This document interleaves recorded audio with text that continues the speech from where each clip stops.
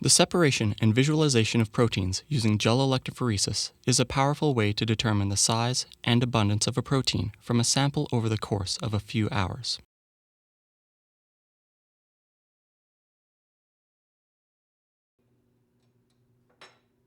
To start, 2 gel plates are assembled with spacers in between and a gasket at the bottom to produce an enclosed space to be filled with the unpolymerized gel solution.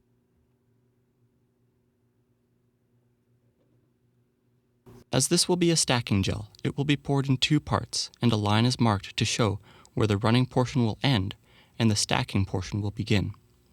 The comb is placed temporarily to help determine where the line should be marked. The acrylamide gel mixture is carefully pipetted down the side of the casting apparatus to prevent air bubbles from being trapped in the middle of the gel.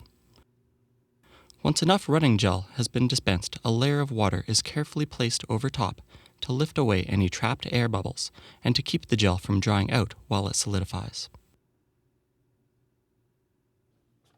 After the running portion has had time to solidify, the water is poured out and any residual liquid is blotted away. The stacking portion of the gel is pipetted over top, and then the gel comb is inserted while the gel is still liquid to form wells to load the samples. Make sure when placing the comb that no air bubbles are trapped below the comb teeth, as these could lead to irregularly shaped wells that will not run properly.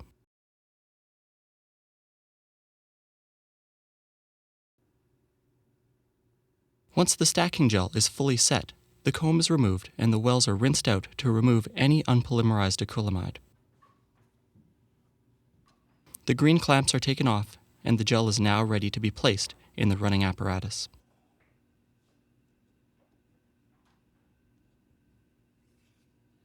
A pair of gels can be run together, or a single gel can be used if a buffer dam is used to seal the other side of the inner tank.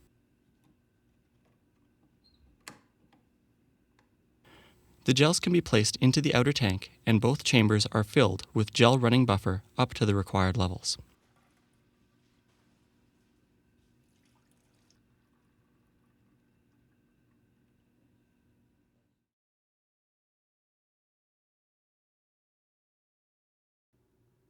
To prepare the protein samples for running, they are mixed with loading buffer containing a visible dye, and the samples are boiled for several minutes to fully denature the protein sample.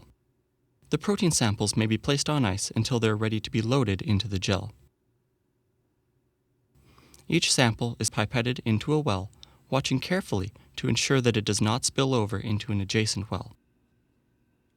It is easy to see how the extra density and color supplied by the loading dye makes this task possible.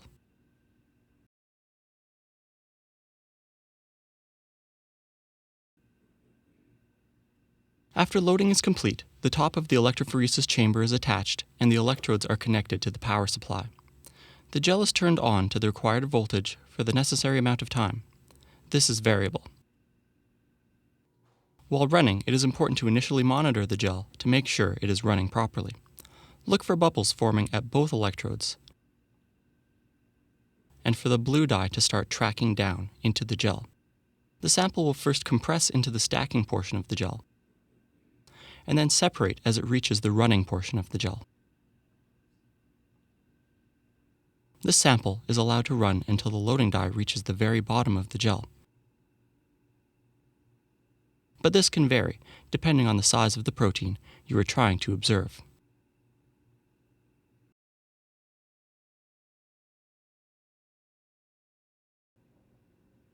When the gel has completed running, the stain can be prepared.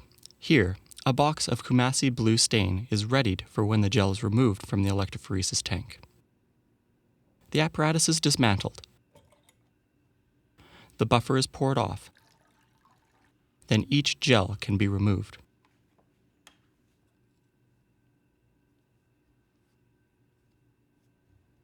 The 2 glass plates are pried apart, while carefully observing that the gel is sticking only to one side so it does not get ripped.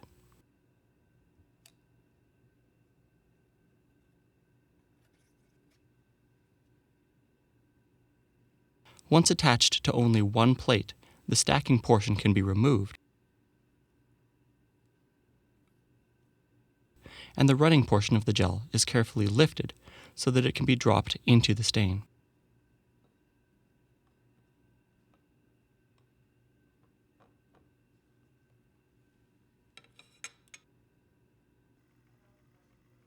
Gentle agitation will allow the stain and subsequent washes to work more quickly.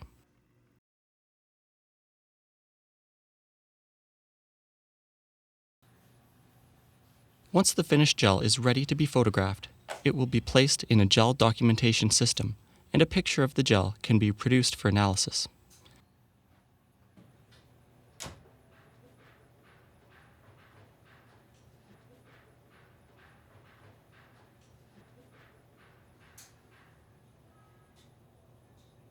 Here is the final product, ready for sizing of the protein bands using the molecular weight markers as a guide.